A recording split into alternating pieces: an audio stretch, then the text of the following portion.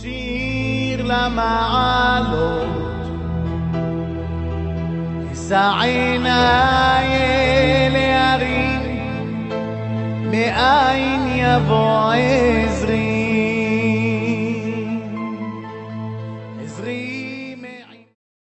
Ce cours de Torah, les Ishmat,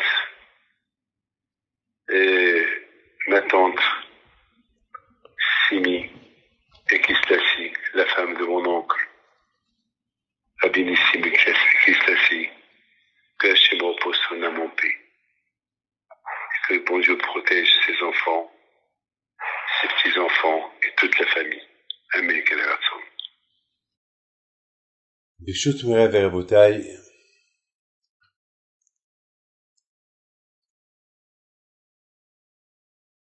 avec la permission d'Hachem,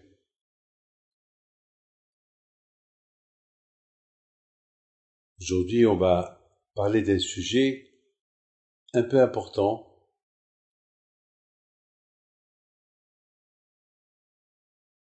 la grandeur de ceux qui respectent la Torah et les mitzvot.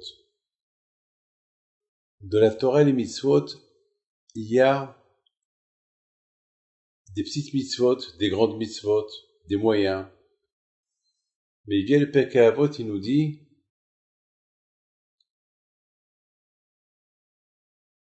une mitzvah qui vient chez toi, une mitzvah qui vient vers toi, ne la rate pas, fais-la.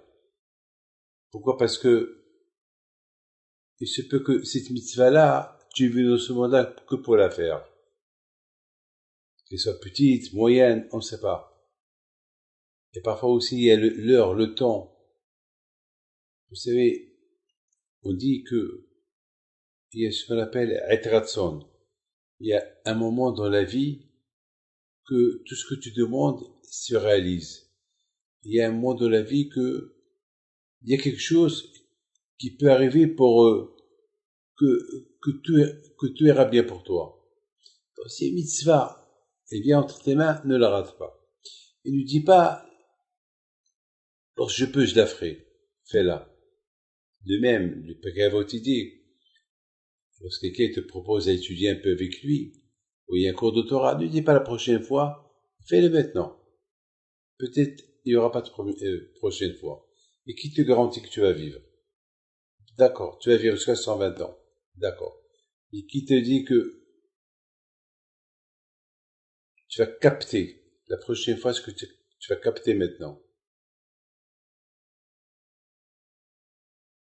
La Torah dans la paracha de Emor, il dit Emor, Hachem il parle à Moshe Rabbeinu, il lui dit, dis aux Kohanim, les enfants d'Aaron, et tu leur diras.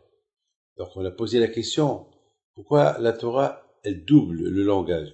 Tu leur dis et tu leur diras. Quelle est la raison? Et puis, les Haramim, ils nous disent, si la Torah, elle répète deux fois le mot dire, c'est pour que Moshe Rabbeinu, il avertit les grands pour que les grands aussi, ils vont avertir les petits. C'est-à-dire que la Torah, elle n'est pas uniquement pour les adultes. La Torah, elle est pour les adultes, et les adultes, elles doivent l'enseigner aux petits. Et nous, autant que parents, ce qu'on doit enseigner à nos enfants, c'est de leur donner l'amour des mitzvot. Il faut rentrer dans leur tête. On sait qu'ils aiment les jeux. On sait qu'ils aiment des histoires. Alors, il faut les attirer avec des choses, des petites histoires, même avec des bonbons pour qu'ils s'assoivent, même qu'on va leur promettre des choses. Mon père Alav Shalom, lorsqu'on était jeunes, il nous donnait de l'argent pour aller étudier le Shabbat chez le rabbin. Il nous achetait comme ça. Et c'est ce que j'ai fait à mes enfants aussi. Ah ben, c'est comme ça, mes amis. Alors, il y a dans Pekavot, il dit, il faut pas dire, lorsque j'aurai le temps, je vais étudier. Lorsque j'aurai le temps, je vais... Non, fais-le maintenant. Le mystère qui vient de tes mains, fais-la. Le Pekavot, il dit autre chose. Il faut toujours savoir calculer. Si tu fais mitzvah, le bénéfice que tu vas avoir après 120 ans. Et dommage, ce que tu vas perdre si tu ne la fais pas. D'autre côté aussi, lorsqu'il y a une abéra, une faute qui vient vers toi, il faut calculer la punition de la faute par rapport à ce que tu vas parler, dommage. En parlant pas d'amis disant tu vas gagner. Alors, dommage. Il faut toujours savoir calculer la bonne chose que il faut la faire. Si tu la fais pas, tu vas perdre. De l'autre côté aussi, il faut toujours calculer la faute que tu vas faire. Si tu la fais, ce que tu vas perdre. Il y a parfois une faute qu'on peut faire et peut nous faire perdre plein de choses. Et c'est la raison pourquoi dans la paracha de Bechokotai, la Torah, elle nous demande combien il faut s'acharner pour l'étude de la Torah. Il faut qu'il y ait le amal, il faut qu'il y ait l'effort. Parce que uniquement lorsque les choses qu'il est acquises avec effort, c'est ça qui va donner le goût à la chose. Vous savez, j'ai toujours dit, il y a une différence, quelqu'un qui gagne au loto ou quelqu'un qui travaille, il devient riche. Mais bien sûr, celui qui a travaillé pour devenir riche, il a tellement travaillé dur pour devenir riche, il va pas perdre l'argent facilement, comme quelqu'un qui l'a gagné au loto. Quelqu'un qui a gagné au loto, il est heureux, il est content, il est riche, mais il n'a pas travaillé pour cet argent, donc il peut le perdre. De la même façon qu'il a gagné, il peut le perdre.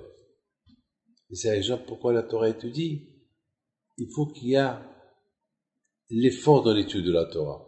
Il faut savoir une chose, que les bénis Israël, ils ont reçu la Torah en Égypte, dans le mont Sinaï, et Hachem leur a ouvert la tête, le cerveau, l'esprit, la sagesse, pour qu'ils la comprennent. Et en plus, ils mangeaient la manne. La manne, c'était à manger du ciel. Et dans la manne, il y avait là-bas un secret. C'est quoi le secret? Lorsque tu le mangeais, il te donnait des forces pour comprendre la Torah. C'est de la folie. C'est un manger spirituel. C'est pas un manger. D'ailleurs, nos sages disent que les Juifs, ils n'ont pas été aux toilettes pendant 40 ans qu'ils étaient dans le désert. Ils se sont pas lavés. Pourquoi? Parce que ils ont vécu pendant 40 ans miraculeusement. C'est extraordinaire ce que je suis en train de vous dire. Mais c'est ça le Hémet. Maintenant, mes amis, c'est la raison pourquoi la Torah, elle nous dit comme ça. Écoutez bien. Ce Shabbat-là, c'était le Shabbat Behar Bechokotai. Dans la paracha de Behar, elle nous parle de la Shemitah. La Shemitah, ça veut dire c'est une mitzvah qui s'applique rien qu'en Israël. Hachem nous a donné cette mitzvah que lorsque on rentre en Israël, alors on va travailler les terrains, les terres, nos terres, on va les cultiver, on va les semer, on va faire la moisson, on va récolter. Pendant 6 ans, on travaille les terres. Et tout ce que les terres te donnent, c'est à toi. Bien sûr, il y a le ma'asser qu'il faut donner, il faut oublier les pauvres, etc., etc. Quand je vais au Khou, il est très strict. Il te dit, Hachem, tout ce que je te donne, c'est pas que pour toi. Je te donne. Je peux donner à tout le monde. Mais si je donne à tout le monde, il y aura pas de hesed. Alors, voilà, je te donne, mais n'oublie pas les pauvres. Il faut donner aux pauvres. Et ne pas oublier les rabbanim, les rabbins, les lévites. À l'époque, c'était les léviim. Les léviim, c'était les rabbins. C'était eux qui s'occupaient du peuple juif en leur enseignant la Torah. Donc il faut s'occuper il faut leur donner. Mais la Torah te dit la 7e année, il faut pas travailler la terre. À l'époque où Haramim me disent, et vraiment, il faut être un malach pour faire cette mitzvah. Parce que une mitzvah qu'elle est très dure à faire. C'est une mitzvah dure à respecter.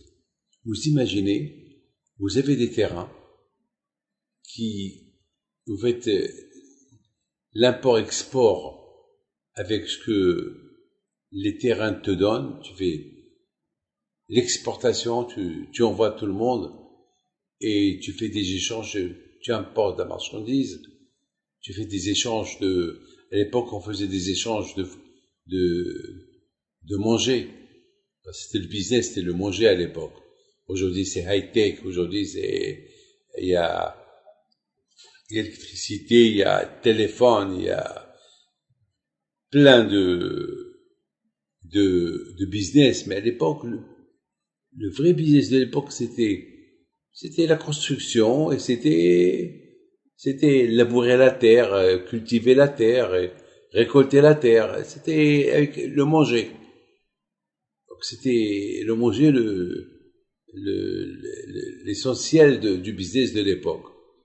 Il y avait aussi élever les animaux et le business des viandes, etc., etc. Le lait, c'était que tout autour du manger.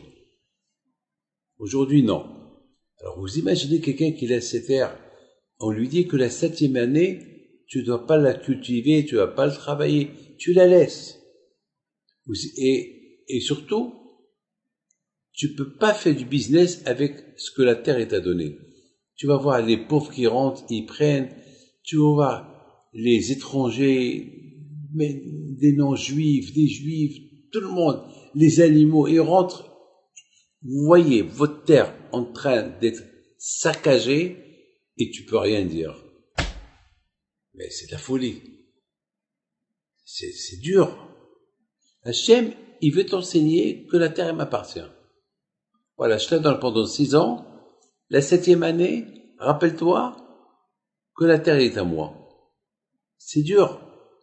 Imaginez-vous que un pauvre qui a un petit terrain, il vit de ça. Et la 7e année, le pauvre ne peut rien faire. Il peut manger, mais il peut pas faire du business avec sa récolte. Sa récolte, elle est hefker, elle est abandonnée. Il faut être fort. Il faut être fort dans le caractère. Il faut être vraiment un tzaddik. C'est à tel point que Hachamim me disent que on compare ces gens qui respectent la Shemitah, les gens qui respectent la 7e année et qui la récoltent pas et qui font ce que la Torah dit, on les compare à des malachim. On les compare à des anges. Pourquoi des anges? Parce que les anges, avant que le bon Dieu leur dise de faire quelque chose, ils sont prêts à le faire. Et là aussi, il faut être fort pour faire, il faut être fort de caractère, il faut être très fort pour faire pour abandonner tes terrains la 7e année. C'est dur. C'est dur. Mais comment on arrive à faire ça? Eh ben, il faut l'émouna, il faut le bitahon. Akash Baruch te dit, si tu la respectes, alors, la 6e année, avant que tu rentres dans la 7e, je vais te donner 3 fois plus. Vous vous rendez compte? Akash Baruch te dit, je te donne 3 fois. Ah, bien sûr. Si Akash Baruch t'a donné 3 fois plus ta récolte, donc cette récolte-là, tu vas la garder, donc tu vas la manger pendant les années que tu vas pas travailler ta terre. Mais il faut avoir la mouna de croire en Hachem. Il y a des gens qui sont limités dans leur émouna. Le Shabbat, par exemple. Le Shabbat, c'est un entraînement, le Shabbat. Celui qui respecte bien le Shabbat, eh ben, il finira par respecter la Shemitah. Parce que c'est quoi le Shabbat? C'est vrai, le Shabbat, c'est un seul jour, mais il y a beaucoup de gens qui gagnent beaucoup d'argent le Shabbat. S'ils travaillaient. Et le fait qu'ils travaillent pas le Shabbat, ils ont les monas à Kadosh Baruch Hu, c'est eux les riches. Mais celui qui arrive à respecter bien le Shabbat, eh ben, il va s'entraîner pour respecter la Shemitah. Mais ça aussi, c'est pas assez. Et c'est la raison pourquoi Kadosh Baruch Hu, il a fait que, après la paracha de Behar, après la paracha de Shemitah, il y a la paracha de Bechukotai. Bechukotai Telechu. Ça veut dire, il faut étudier la Torah. Ça veut dire, pour arriver à respecter ces grandes mitzvot comme Shemitah, il faut l'étude de la Torah. La Torah, elle nous donne le goût. C'est vrai, c'est dur, c'est dur. Écoutez-moi. Depuis quelque temps, on est en plein Corona. Et ce Corona, ne croyez pas qu'il va finir vite. Peut-être, on va être obligé à vivre avec. Peut-être, ça va pas être facile qui disparaît d'un seul coup. C'est quelque chose qu'on ne sait pas d'où elle est venue. Et je ne sais pas si on va trouver un jour un remède. Et si on le trouve, alors ce sera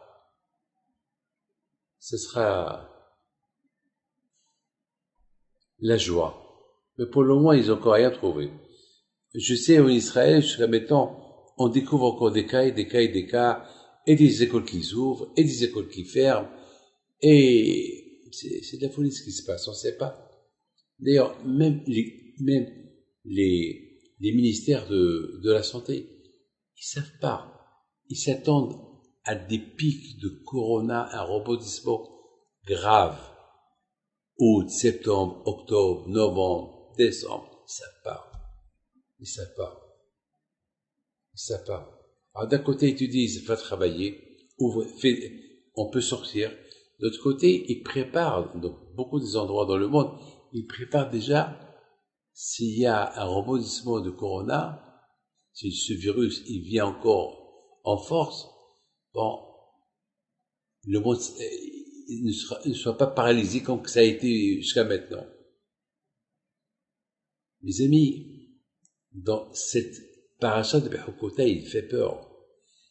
Elle dit que si tu t'acharnes dans la Torah et tu fais Torah et Mitzvot, alors Kadosh Baruch Hu, il te donne la santé, il te donne la joie, il te donne la parnassa, il te donne le shalom. Et sinon, c'est grave ce que la paracha dit. Il y aura des épidémies, il y aura ça, il y aura ça, il y aura ça. Il y aura des malheurs, il y aura des guerres, il y aura. C'est une paracha qui fait peur. La paracha qu'on a lue aujourd'hui, elle fait peur. Mais de l'autre côté, la Torah te donne un remède. Quoi le remède? La Torah. Respecte la Torah. Pourquoi on ne le fait pas? Pourquoi on n'essaie pas? Lorsque quelqu'un il est malade, et le médecin lui donne un médicament, même s'il est dur, il essaye. Pourquoi nous on est têtus? Pourquoi on ne prend pas sur nous quelque chose? La tsnéout. On prend sur nous le Shabbat.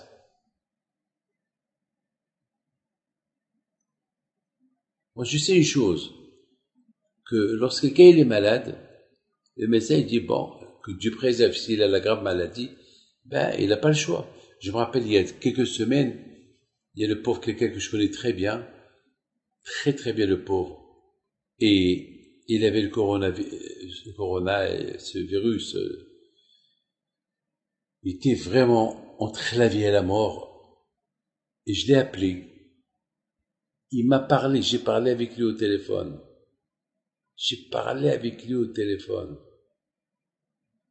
Il m'a dit, Rabbi David, ça va pas.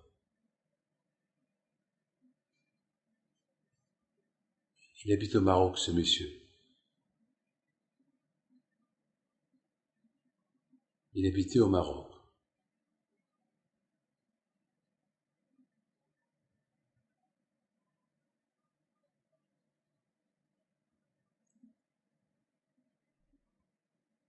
Et malheureusement,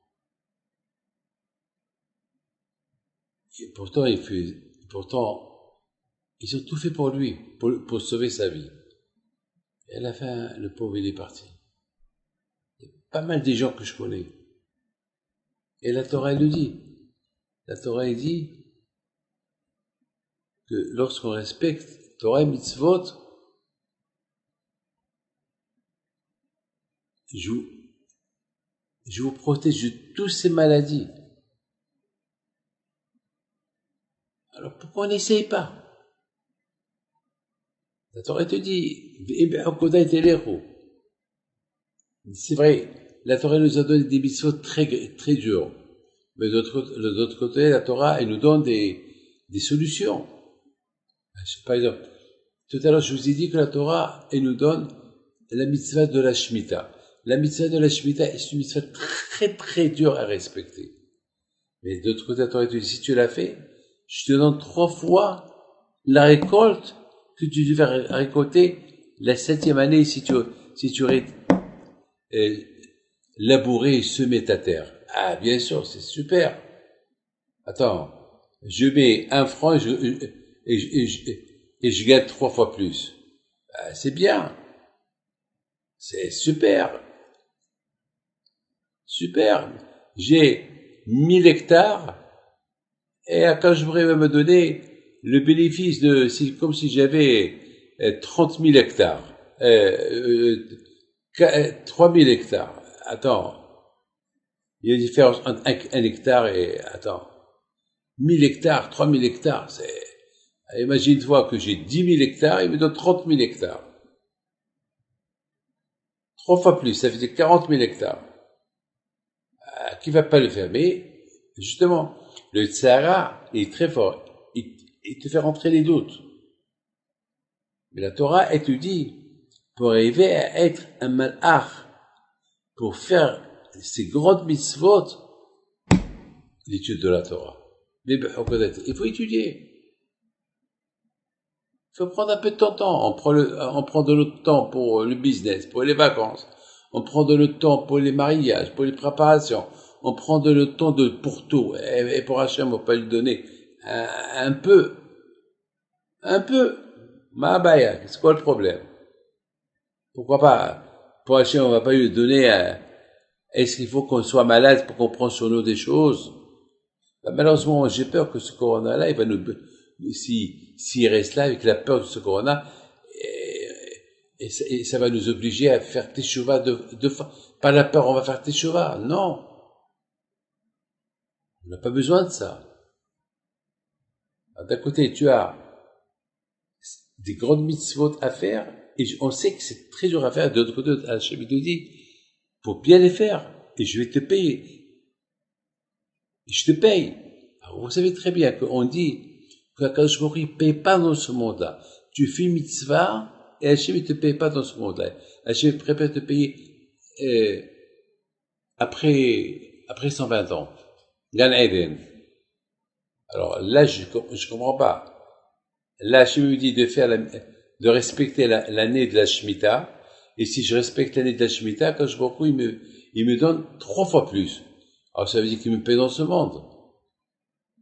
Ça veut dire qu'il me paie dans ce monde. Ah, j'ai pas compris. On dit que Hachem, il paye pas dans ce monde. Et là, il te dit, il te paye. Il te donne 3 fois plus. Ça veut dire que je vais devenir millionnaire si je le fais. Le contraire, on devait compter les années. Quand est-ce la Shemitah, il veut venir pour gagner plein d'argent. Alors, ça veut dire, d'un côté, Hachem nous donne une mitzvah, et nous paye à cause de cette mitzvah. Et de plus, la paracha de Bechokoda, il dit, et si vous étudiez la Torah, je vous donne, et je vous donne, je vous donne. Mais on a dit que celui qui étudie la Torah, le bon Dieu ne le paye pas dans ce monde-là, il le paye plus tard. Alors, on voit qu'il nous paye même dans ce monde-là. Alors, comment on peut expliquer ça? Mes amis, il faut écouter très bien ce que je vais vous dire. Hachem, il te paie pas pour le mitzvah que tu as fait. Hachem, il te paie pour la imuna du bitachon que tu as eu en lui. Vous avez compris ce que je veux dire? Hachem, pour la mitzvah que tu as fait, que tu as respecté l'année de la Shemitah, pour cette mitzvah de l'année que tu as respectée, il te la paye pas. Il te la paye dans l'autre monde.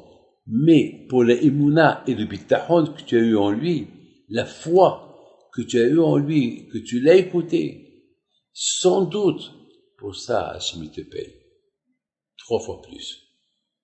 là aussi. Donc, un homme, il étudie la Torah, la mitzvah de l'étude. Hachem, il t'a payé pas dans ce monde-là, il t'a payé dans l'autre monde. Parce qu'il n'y a pas de prix à l'étude de la Torah. Il n'y a pas de prix. Alors pourquoi il te paye? Il te donne la santé, la joie, la parnassa et tout? Pour l'effort de l'étude. Cet effort-là que tu as à faire, et malgré tout, tu vas et tu étudies la Torah, pour ça, Hachem, il te paye. Pour l'effort que tu fais. Pas pour la mitzvah elle-même. Mes amis, et c'est la raison pour la base de tout cela, c'est, tout dépend comment le père est transmis à ses enfants la Torah. Si le père, il aime la Torah, il aime les mitzvot, je parle le père et la mère, ils adorent, ils vont. Alors ils vont transmettre l'amour de la mitzvah, l'amour de la Torah aux enfants. Parce que les parents déjà, eux, ils kiffent ce qu'ils font. Alors, ils transmettent l'amour. Vous savez, lorsqu'on mange quelque chose, on dit « c'est bon ». Alors tout le monde trouve le manger qui est bon. Mais si quelqu'un dit « ah », quelqu'un il montre qu'il est dégoûté du manger, alors tout le monde il va commencer à réfléchir 2 fois. Il va avoir le doute de manger ou ne pas manger.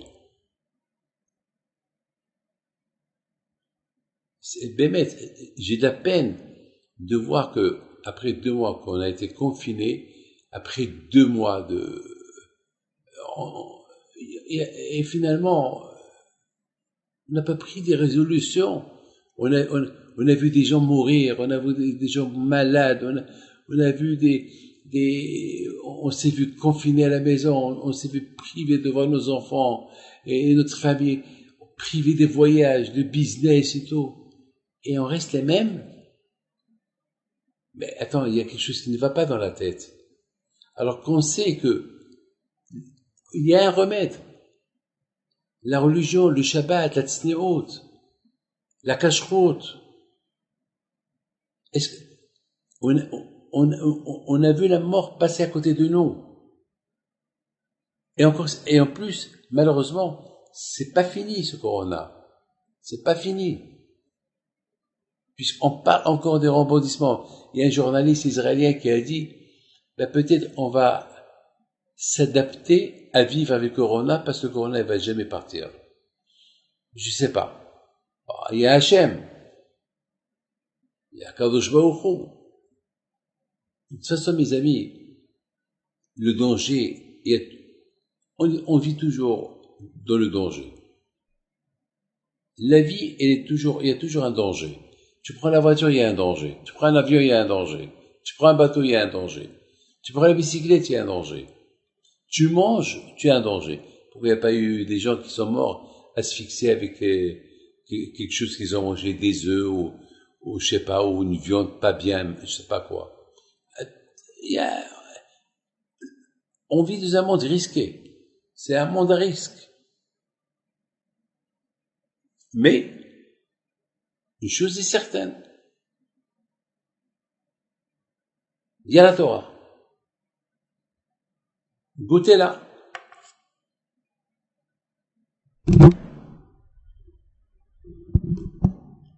C'est la raison pourquoi le Pirkei Avot, il dit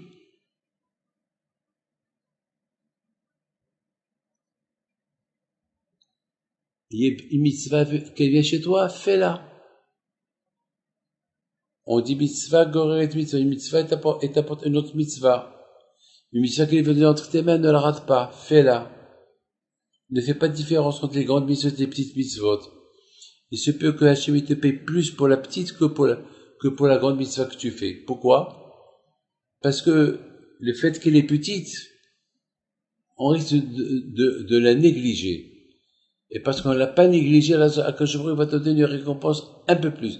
Parce que on essaie de ne pas négliger les mitzvot importantes, et ceux qui sont moins importantes, on les néglige. On les fait comme ça. Et tout ça, mes amis, c'est des préparations pour Matan Torah. Si Dieu veut, dans 10 jours, si Dieu veut, on va recevoir la Torah. Donc, on se prépare. on déguste un peu c'est quoi la Torah. Les petites mitzvot, les grandes mitzvot, quoi rater, quoi ne pas rater, il faut rien rater. Calculer une mitzvah, si je la fais pas, ce que je vais perdre.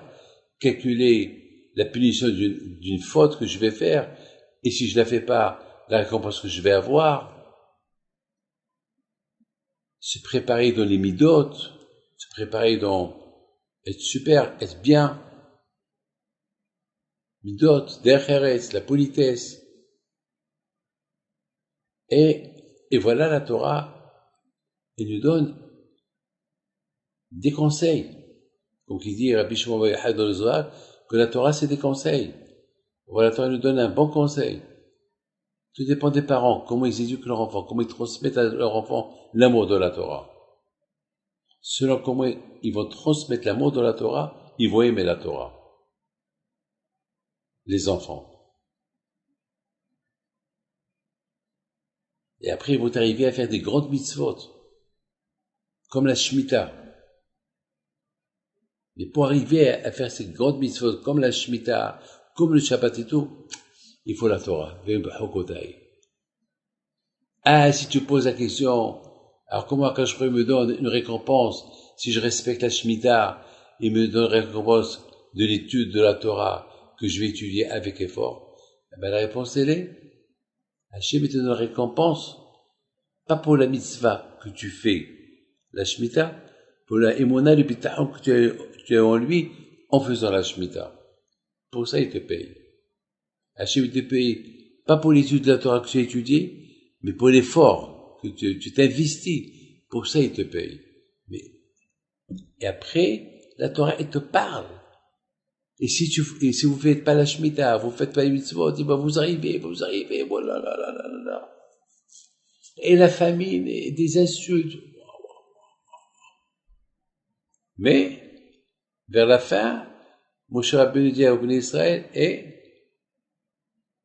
Hachem vous a donné des mitzvot au mont Sinaï pour éviter toutes ces malédictions et ces épidémies-là.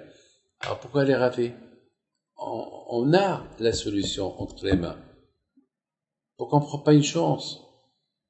Comme une femme.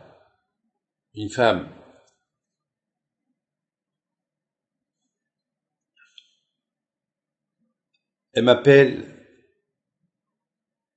elle me dit, Rabbi David, je comprends pas.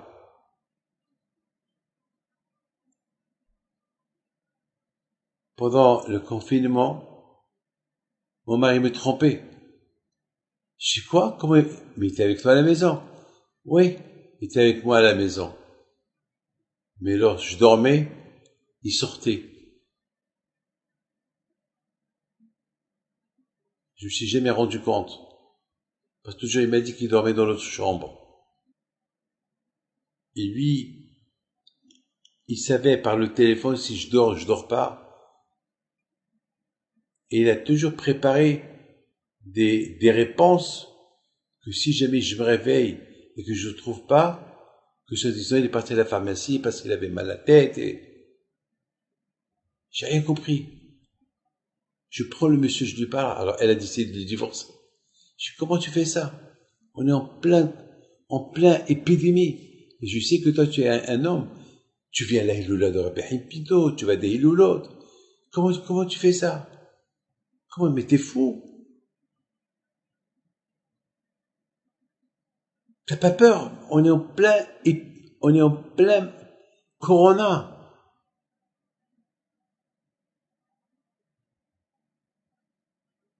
J'avais pas de réponse. Pas de réponse.